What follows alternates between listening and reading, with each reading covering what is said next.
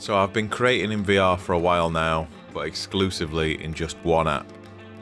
Probably about time I saw what other apps we can use. So today we're going to try out 3 of the best art apps on Pcvr. Great thing about making art in virtual space is just the scale that you can work at. It's just so easy just to work at a larger scale. You're never going to run out of supplies because it's all digital. There's minimal setup. You literally just put the headset on and you're ready to go. So I use a PSVR2 headset, which limits me to the painting area in Horizon Call of the Mountain. The PSVR2 doesn't have a dedicated art app, but now Sony have released this PC adapter. You can use your VR headset with Steam. It just opens up the entire catalogue of Steam VR titles. Most importantly, the art titles. So we're going to start out with Kingspray, which is a realistic graffiti app. So you get to choose from a bunch of different locations, all different types of caps for your cans, and you've got a full colour palette. So with Horizon, I'm only used to using 5 colours, which kind of suits my style anyway, but if you wanted to, you've got a wider palette.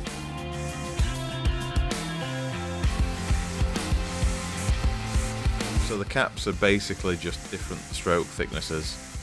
You can have thinner or thicker lines. I'm using the thin cap to do the outlines, kind of like a sketch, and then using a thicker cap to fill in any solid areas. So as simple as it is, another great feature is the undo button. Kind of makes it closer to using a digital drawing program like Photoshop, which makes sense, but it's something I'm not used to in VR. To get to a higher point, you need to place some scaffolding and then adjust it to suit the height you need to paint at. So just like you would in real life. So you can also choose the time of day that you're painting. If you choose the night time, you can reposition the floodlights so you can paint in the dark. So another feature that I really liked was that you can replay what you've painted, and that way you can see it from another point of view, which is great if you wanted to do any time-lapse videos of your artwork.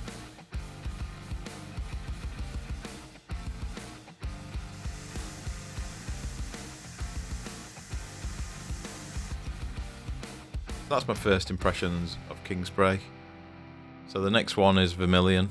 It's kind of giving me like virtual reality Bob Ross tutorial vibes.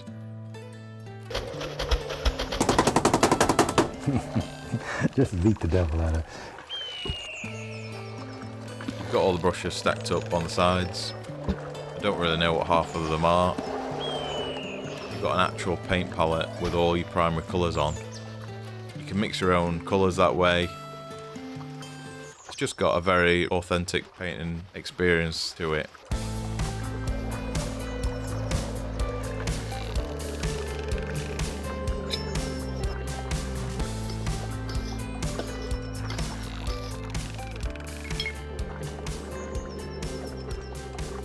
So you've also got this panel next to you to watch videos on, or you could use it to bring up a reference. It could be good to look at tutorials while you're working. It's quite a nice little feature. So there's also like a layers panel similar to what you'd find in Photoshop. You choose to paint on different layers rather than just over the top of everything. Another thing I've noticed that's consistent with each app is you've got multiple locations to work in. So this one you can go inside a cabin, you can choose what time of day or night you want to work in, inside a studio, or outside by the mountains.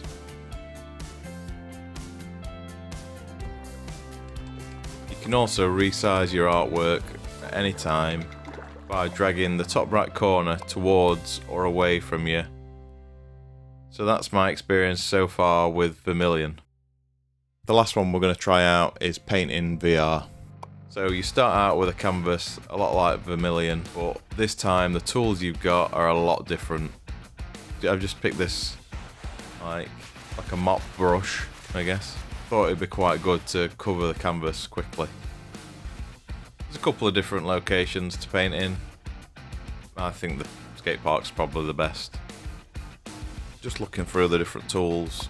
So this one's kind of like a Posca, which I'm quite familiar with.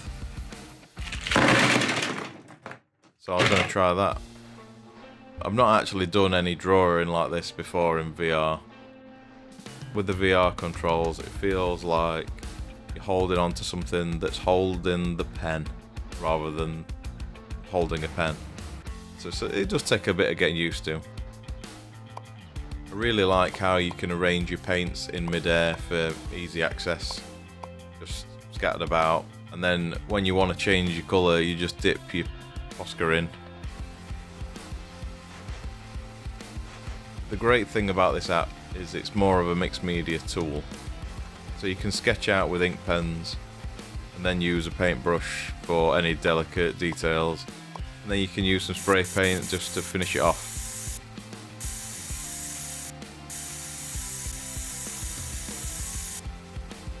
So there's also this sponge that you can use to wipe away any parts that you've messed up on. It literally removes all the layers off the canvas, so you can isolate an area and just start again.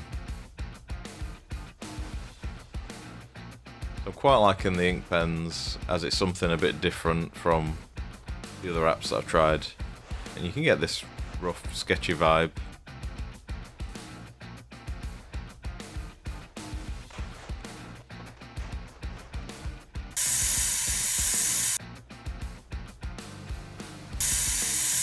I'll just save that. You might have noticed these designs are all from my latest sticker pack that you can find on my online store. So there are 3 different designs of the beetle guy in the pack. You've got the Zen guy, the flag guy, and then the blue and purple beetle guy. Anyway, just got one more bonus app. In Half-Life Alyx, at the very start of the game, there's actually a window with a few doodles on it. You can wipe that off, and then you're able to use the pens that are there to draw anything you want. It's a bit tricky. It's not easy to do. It's a little bit like Horizon. It's not made for this, so I can't mark it down because that's not the point of the game, but it's just a nice little Easter egg, I suppose. But there's only a handful of colours to use, and if you make a mistake, you can actually smudge while you're drawing, which I've definitely done, and then you end up wiping away all of your progress by accident. So now we've looked at all the apps, which one do you think's the best? So I'm going to put a poll out on my post tab in YouTube, and you can vote for the one that you think's the best. Let me know if there's any other art apps on VR you want me to try out. Really appreciate the support, subscribe and stuff. Thanks for watching, and see you in the next video.